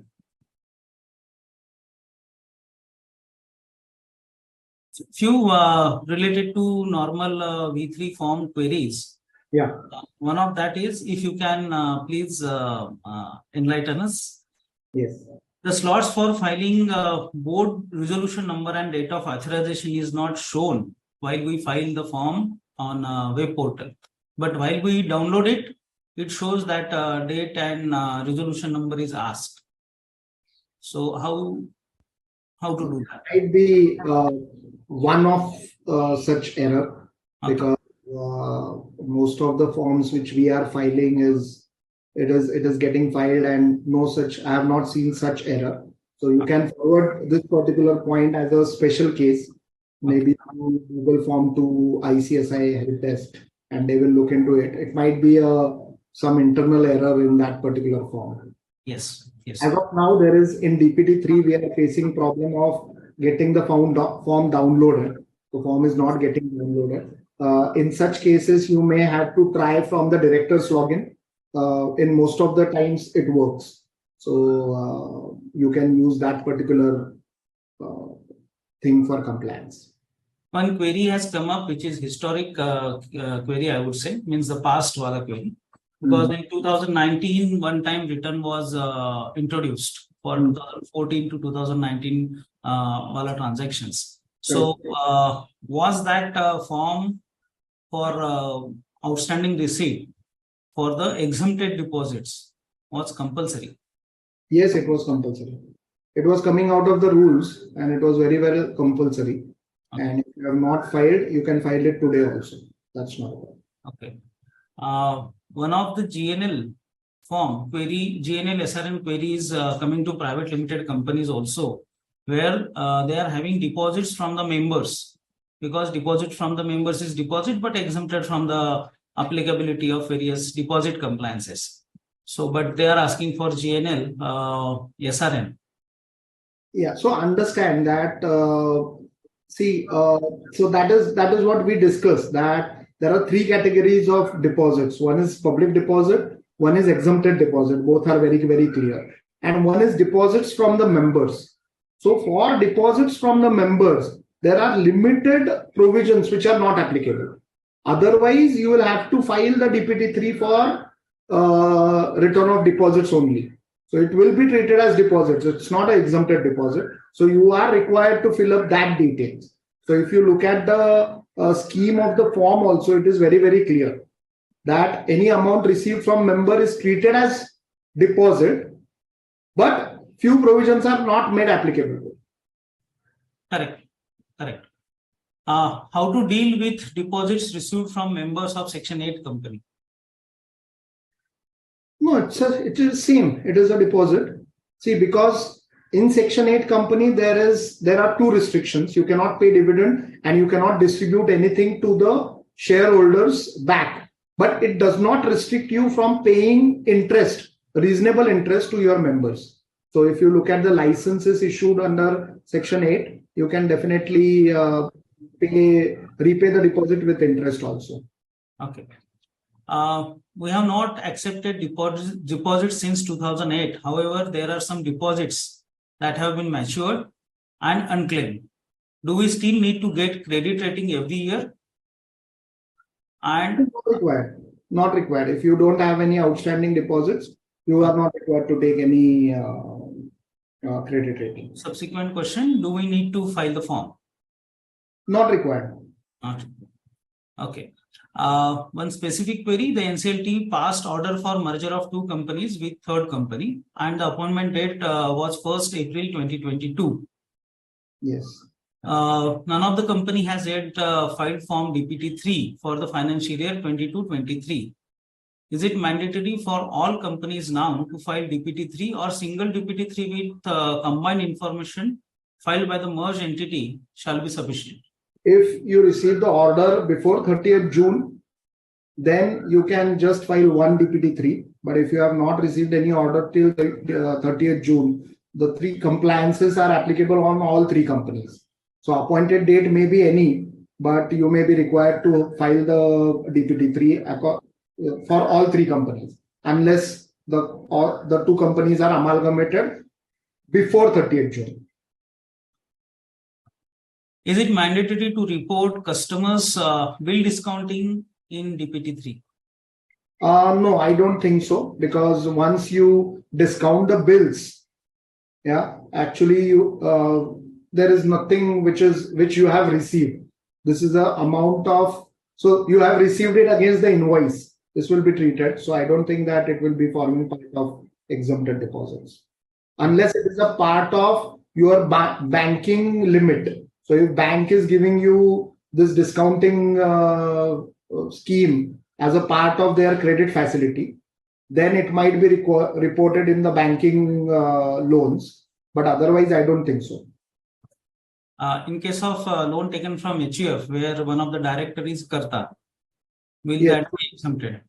Yes. So, see, ideally, yes, it will be, because HUF per se does not have its own existence, even though it has got its own PAN and all. But in Companies Act, we have seen that everywhere the shares also will be held in the name of Karta.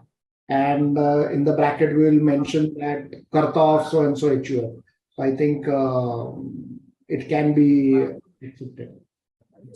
What happens if a jointly taken deposit of more than 3 persons jointly? It would be not allowed. It's a non-compliance. Okay. Whether bank guarantees received from pursuant to contract is exempted deposit. Bank guarantee, we don't receive the money, so we don't receive anything. So it has nothing to do with the deposits. It's an assurance. So assurance cannot be a deposit. You should receive money. Whether the dormant company should file Form DPT3 if it has received the unsecured loan from its directors? No, I don't think so. Dormant companies are not required to file. Only for 2 years. Okay. For producer company, whether DPT3 is applicable? I'm of the view, yes. Okay. I'm just quickly running through the questions because we are left with very less time. Yeah. What would be the implication of reporting amounts in deemed deposit column? Will they be treated at par with public deposits in terms of penal consequences and other actions? So actually there is no concept called as deemed deposits in the form itself. But if you do a wrong aging, you may end up in getting the show cause notices, and you may face repercussions under section 76A. That is the penal provision for non-compliance of 73 to 76. Transactions between intercompany for buying SEIS, means Service Export of India scheme. Will these be treated as non-deposits? No, if you bill it immediately, then it will not be part of deposits at all, because it will not be treated as advance for those services. But if it is advance, then either you show it under advance or show it under any amount received from the company. So I request you to please continue with your presentation for the yeah. We have completed the allotted time. Yeah. Actually, the thought process was these are the two new things which are like buzzing. So President asked me to take this. So I'll just run through with this. Actually, LLP forms, let me tell you the background about why this Excel utility has been introduced in LLP forms. So if you have filled up Form 11 or Form 3 for normal LLP, you may not feel that it was necessary to do this, because there was a table. In that table, we used to fill it up the details, and it was not a very difficult thing to do. It was very easy thing to do, and it used to happen very smoothly. But the problem was with the LLPs having more than 100 partners. So there were few LLPs having 2,000 partners, 3,000 partners. So because there is no limit on number of partners in such LLPs. So there were few such LLPs, and the form used to get blocked when you enter the number of LLPs or number of partners, or when we used to do a prefill, it used to get blocked. So they have come out with this utility that you can download that Excel file. It will give you the entire data of your partners. Then you can use that Excel utility to modify few points. And after modifying few points, you can re-upload that particular form.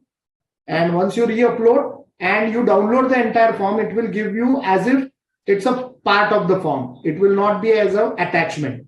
So your Excel utility will become part of your form, and the form, 100 pages form, will get downloaded. So that was the reason why this Excel utility has been introduced. There is no change of law per se. Don't have a feeling that हम Excel utility में कुछ change कर देंगे तो हमारा master data change हो जाएगा. Not allowed. So there are only few fields which you can edit and re-upload. If you edit a wrong field and upload, it will show you error that it is not as per the data with the MCA. A lot of professionals are facing problem that their original data, which is getting prefilled in Form 11 or the Excel utility, is wrong. For that, you will have to raise the ticket. Only through ticket, your data will get corrected, otherwise not. When you raise the ticket, you should give the supporting. So you need to give the latest Form 3 and 4, attach those forms to that particular email, which or the email which you will be forwarding to that APPL help desk after raising the ticket. And once they are satisfied that, okay, this form is correct, the attached form is correct and our data is wrong, then they will update the data. So make sure that whenever you raise ticket, you give all the attachments proving that this is the correct data. So correct data will get prefilled. So in form number 11, which we all are aware that only few points get prefilled, and the Excel utility will you will be allowed to modify obligation of contribution received and accounted for, number of LLPs and number of companies. These 4 fields you will be allowed to edit. All other fields are freeze. You will not be allowed to edit. If you edit it by any ways, then the form will not accept that particular Excel file. So you will have to be very careful in that. I think on 10th June, Institute has sent a very detailed note on how to use this Excel files. And I think all the errors, possible errors, and its resolution has been sent by the Institute. Very well drafted document, I believe, and that can be taken use of. And in Form 3 also, there are 4 possibilities that you are just changing the percentages and just changing the profit sharing amongst the partners. So in that, you can change the profit sharing percentages only. And for if there is no change, you need to mention no change. So it's a very easy process of changing this Excel file. It is only for the convenience and getting the data captured immediately. That is the only reason why this Excel utility has been introduced, and no other purpose. So there is no change of law in respect of this. So whatever was editable in form will be editable in Excel file. Whatever was editable in Form 3 earlier will be editable in Excel file of Form 3.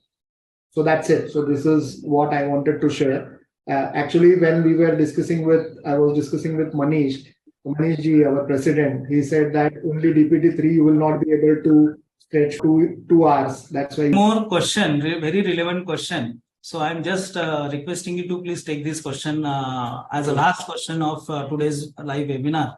Sure. The company had accepted unsecured loan from its members when it was a DIPP recognized startup company. Okay. Now the company has completed 10 years from the date of its incorporation. Right. And hence the company has given up the status of startup company. Whether the company can continue to treat the unsecured loans as exempted deposits, or it shall be treated as deposits, because when the deposits were accepted, those were exempted deposits. Yes. But now the startup, that 10 years are over. Yeah.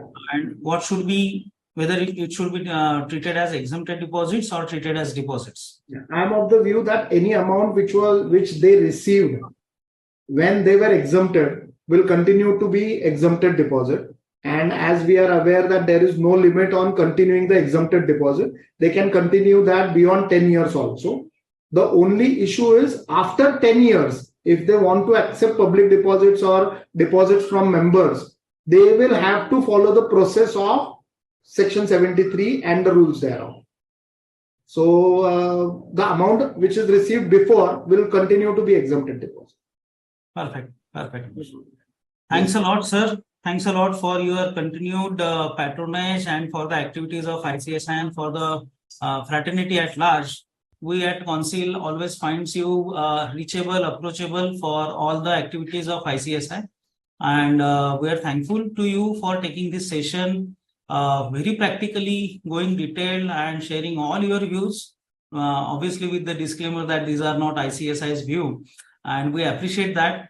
And definitely whatever we have deliberated today will help all the members who are attending in huge numbers. I already told you more than 32,000 members are attending this live webinar on DPT3. And all of them, I'm sure, must have enriched their knowledge about the DPT3, very important form, which is having various data, including the calculations and whatnot. So I'm really thankful on behalf of the Institute of Company Secretaries of India for your practical knowledge sharing, enriching inputs, and all the detailed analysis of the provisions of deposits, loans, and all the finer points on the subjects. We are grateful for your continued support for the ICSI activities and members at large. We thank you once again and look forward for your continued patronage. Thank you, Pawan, for your wonderful moderation. And I think this might be the first time we are sitting like this after a long time, and to be part of this webinar. Yeah, meeting online. All the participants for their patient listening. Thank you. Thank you. Thanks a lot. Right. I declare that this webinar is over now. Thank you for all the participants.